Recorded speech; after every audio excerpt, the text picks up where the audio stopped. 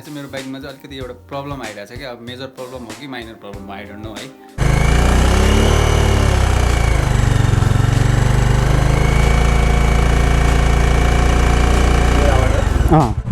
Test ride अलिकति सानो content पाएको बेलामा हाम्रो जिआर फ्यामिलीलाई थ्याङ्क यू भन्न मन लागेको थियो। So again thank you guys so much है, अल अफ यु है, सोइङ लभ होइन, सोइङ द्याट मच लभ क्या अब सोचे भन्दा पनि बढी माया गरिदिएकोमा धेरै धेरै धन्यवाद।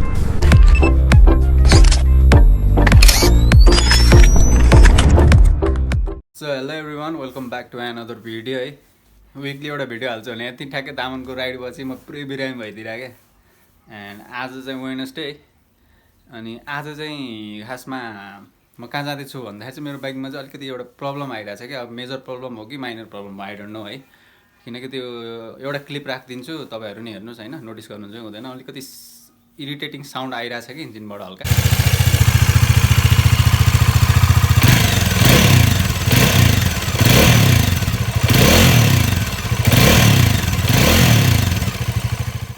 म चाहिँ अब अहिले कहाँ जाँदै हो भन्दा चाहिँ जुन ठाउँमा म सर्भिस गर्थेँ नि सधैँ, त्यो दाइको नि एक्सिडेन्ट भएर लेग फ्र्याक्चर भएर बस्नु भएको छ। एन्ड अहिले चाहिँ अलिअलि हिँड्न सक्ने हुनुभएको छ अरे। सो घर नजिकै हो त्यहीँ पुरानो नैकाप। सो बोलाउनु भएको छ, हेरौँ न त भनेर। सो म त्यहाँ जाँदै हो। जिआर फ्यामिलीलाई थ्याङ्क यू भन्न पनि मलाई एउटा टपिक चाहिएको थियो, किनकि भिडियो बनाउन टपिक पनि चाहिँ पाइरहेको थिएन, काहीँ निस्किन पनि पाएको थिएन हेल्थको कन्डिसनले गर्दा। सो मैले जिआर फ्यामिलीबाट सोचेँ भन्दा बढी माया पाएँ। सो थ्याङ्क यू एभ्रिवान है। एकैचोटि हाम्रो सम्राट ब्लग्सको भनौँ न फ्यामिलीलाई एकैचोटि ग्रो गराएर डबलै बनाइदिनु भयो। सोचेँ भन्दा बढी माया पाएँ। So very thank you to everyone है। सो ओके, एकैचोटि बाइकमा भेटौँ है त। मैले यतापट्टि क्यामेरा पनि माउन्ट गरिसकेको छु हेलमेटमा। सो अब एकैचोटि बाइकमा भेटौँ है त, मोटो भ्लगिङमा है त गाइस। हेलो, मेरो बिरामी बाइक, मान्छे पनि बिरामी, बाइक पनि बिरामी गाइज। यस्तै भइरहेछ है। त्यो इन्जिन र जुन साइलेन्सर कनेक्ट हुने ठाउँ हुन्छ नि, त्यहाँबाट अलिकति त्यो जुन इन्जिनबाट निस्किने ग्यास हुन्छ नि, त्यो लिक भएको जस्तो पनि लाग्छ मलाई। अनि त्यो फेरि त्यो कस्तो खालको चाहिँदो रहेछ कि त्यसलाई रेन्चु पनि त्यो टाइट गर्नलाई, त्यो बोल्ट टाइट गर्नलाई जुप पाए त्यही वर्कसपमा हुँदा पनि हुँदैन रहेछ। एक ठाउँमा छिरेको थिएँ म बिहान त्यो टाइट गराउन भनेर। सो जाउँ यार, पहिला सधैँ देखाइरहने ठाउँमै गऱ्यो भने सजिलो के बरु।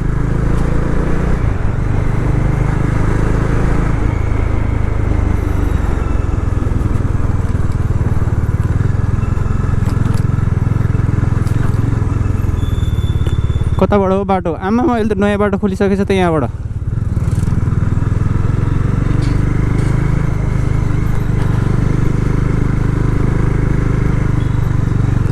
ओ नयाँ बाटोबाट हामी जाँदैछौँ हाम्रो बाइक बनाउन।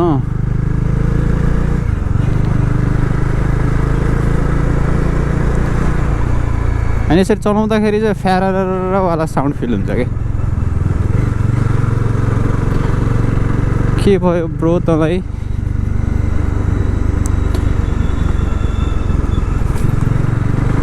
एन्ड मैले चाहिँ टोटल किलोमिटर यो गुड्यो अहिलेसम्म 4916 किलोमिटर। अब ठ्याक्क 5000 पुगेपछि चाहिँ मैले 3000 गुडाउँछु ठ्याक्क सर्भिस गरेपछि। आई डोन्ट नो यार, मेजर प्रब्लम भएको नभएको चाहिँ यार, मेजर प्रब्लम आइदियो भने तनाव। एनिभर्सरी आउनु लागिसक्यो एक महिनामा, बाइकको नखरा सुरु भइसक्यो। अब बाइकको पर्फर्मेन्समा चाहिँ केही फरक आएको छैन कि, त्यो साउन्ड मात्रै आइरहेको छ कि कताबाट यतातिरबाट फ्यारवाला। मैले त खासमा अस्ति दामन राइडपछि चेन 4 भएर केही अड्क्यो होला भन्ने ठानेको थिएँ, होइन रहेछ त्यो पनि। अनि फेरि यो अब बाइकमा केही अलिकति सस्तो प्रब्लम भएपछि कस्तो के त्यो नि त्यो कुर्नै सकिँदैन के, त्यो सल्भ गरिहालौँ जस्तो लाग्छ क्या मलाई चाहिँ। अनि मैले सधैँ सर्भिस गर्ने वर्कसप चाहिँ यो हो, तर दाइको एक्सिडेन्ट भएर बन्द छ धेरै दिन भयो, 1 महिना नि बढी हुन लाग्यो अब त। सो मलाई चाहिँ फेरि सधैँ बनाइरहेको ठाउँबाट कुनै अरू वर्कसपमा चेन टाइट गऱ्यो हावा सिर्फ हावा मात्रै हाल्यो भने नि कस्तो बढी हावा जस्तो त्यो चित्तै बुझ्दैन क्या सो मैले यो बाइक पनि खासै कहीँ देखाएको छैन आज बिहान चाहिँ त्यो लुज छ कि भनेर टाइट गराउन मात्रै छिरेको थिएँ त्यहाँ त्यो वर्कसपमा नि रेन्ज चुक्ने रहेनछ सो अन्त कहीँ नदेखाइकन सो दाइलाई भेट्न गइरहेको छु म हामी यहाँ आइपुग्यो यहाँबाट कता हो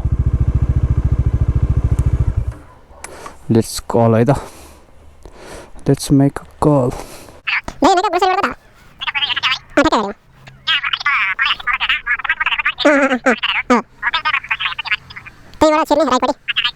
ए हस् ल यहाँबाट छिरेपछि चोक आउँछ ए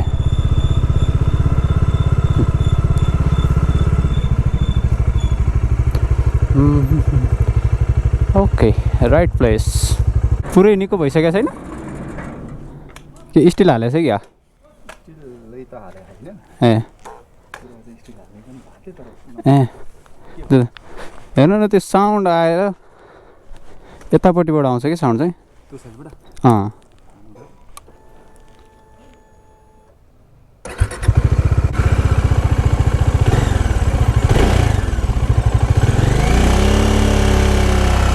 त्यो फेर्रवाला साउन्ड क्या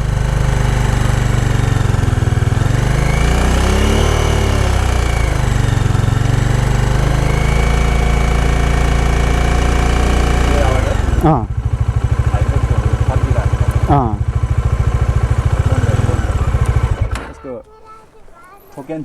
ठोक्या त छैन यो चेनमा केही परेर हो कि भनेर ठाने रहेछ त्यो नि होइन रहेछ स्टार्ट मात्रै गर्दाखेरि आउँदैन अर्को पुदाउँदाखेरि चाहिँ आउँछ भने भाइब्रेट भइरहेको कताबाट फर्किरहेको छ इन्जिनभित्रको आवाज चाहिँ छैन इन्जिनभित्रको होइन छैन कि अब साइलेन्सर लुज भएको पनि हुनसक्छ है फेरि एक ठाउँमा छिरेको थिएँ त्यो मात्रै टाइट गराउनलाई त्यो फेरि त्यो रेन्ज प्रायः ठाउँमा हुँदैन रहेछ यसमा अझै अल्टर हुन्छ कि कुना मात्रै हुन्छ साइलेन्सर अलिकति लुज भएको पनि हुनसक्छ अलिकति फ्यार गरिरहेको छ कि फर्केको हो कि त्यो भए जस्तो फिल भएको हो इन्जिनको चाहिँ आवाज छैन ए त्यहाँको पनि हुनसक्छ अथवा यहाँ जोइन्ट हुन्छ नि हजुर हजुर जोइन्टको त होइन होला त्यो माथिबाटै नै आएको छ हुनसक्छ लुज भयो भने पनि अलिकति आवाज चेन्ज आउँछ भनेपछि त्यो उ गरौँ क्या बजाजमै गएर त्यो साइलेन्सर टाइट गर्न लाउँ क्या हल्का टाइट गर्नु किनभने त्यो थर्किँदै पनि लुज भइदिरहेको होइन त्यसले गर्दाखेरि अब ग्राभल बाटोमा हिँड्नु परिहाल्यो भाइब्रेट हो त्यस्तो इन्जिनभित्रबाट आत्तिनु पर्ने छैन ए केही सेन्सरले केही बताएको छैन छैन आत्तिनु पर्दैन ए मोबिल कम्बो हो नि पनि त्यस्तो साउन्ड आउँछ इन्जिन ओइल इन्जिन ओइल अलिकति तल मात्रै देखिन्छ धेरै कम भयो भने चाहिँ हो फुल्काले फरक पर्छ ए न थप्न छ होला नि त थपेर नि हेर्छु नि त न त दुःख दिएँ मैले ए हस् ल ल त केही पऱ्यो भने भन्छु नि म हस्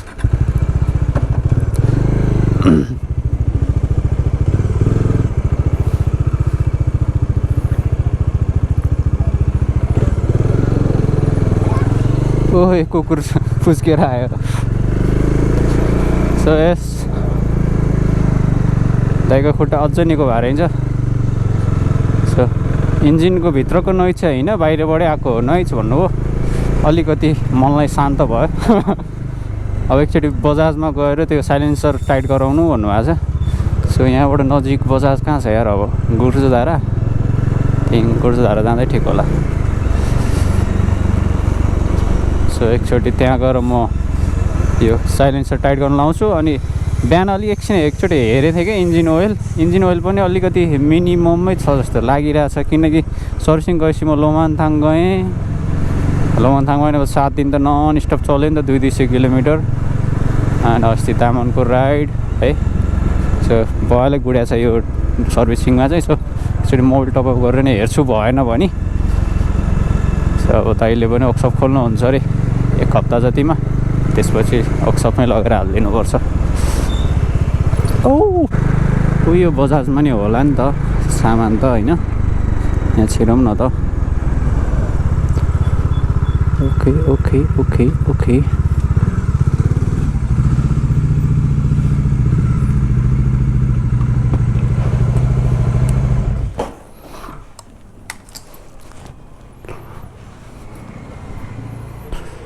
दाइ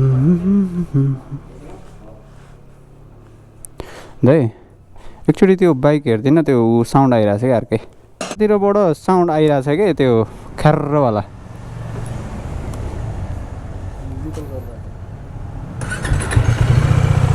यतातिरबाट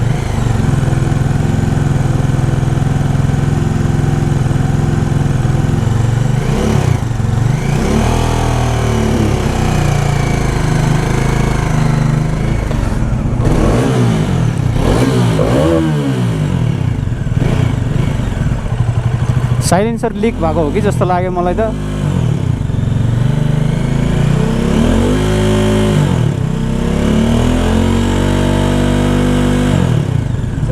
हजुर त्यो फ्यार्रवाला साउन्ड आइरहेको चलाउँदा नि फिल भइरहेको टेस्ट राइड